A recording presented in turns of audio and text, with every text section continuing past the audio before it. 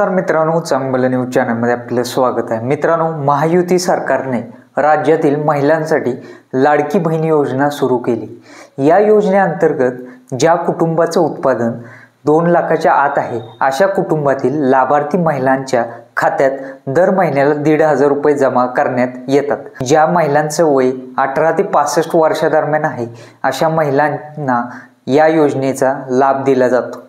महिलांना स्वावलंबी बनवण्यासाठी ही योजना सुरू करण्यात आली होती।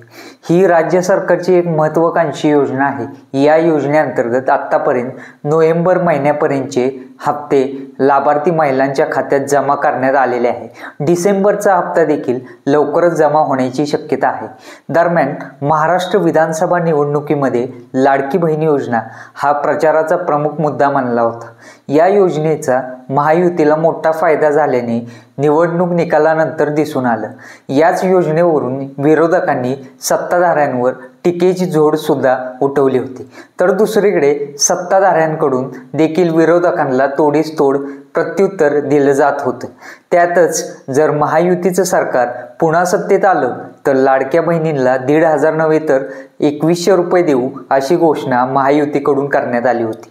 तर याच धर्तीवर आम्ही महिलांना 3,000 रुपये देऊ अशी घोषणा महाविकास आघाडीकडून करण्यात आली होती। मात्र राज्यात पुन्हा एकदा महायुतीचं सरकार आलेलं आहे। दरम्यान आता आचारसंहिता संपलेली आहे।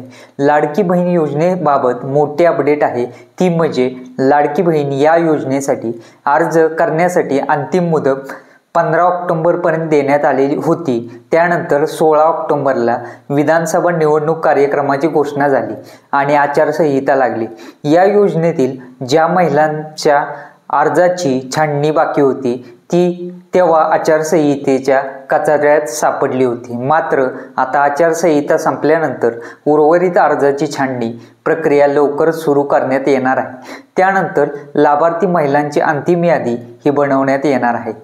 ज्याच्या अर्जामध्ये काही त्रुटी आढळून आल्या आहेत त्या त्रुटी दूर करून अर्जदारांनी पुन्हा एकदा अर्ज भरावे असे सांगण्यात आले आहे। जर अर्जामध्ये काही त्रुटी असतील आणि अर्ज पुन्हा भरला नाही तर त्यामुळे खात्यात पैसे जमा होण्याची शक्यता फारच कमी आहे। आवडल्यास व्हिडिओ लाईक करा, आपल्या चॅनलला सबस्क्राईब करायला विसरू नका। धन्यवाद।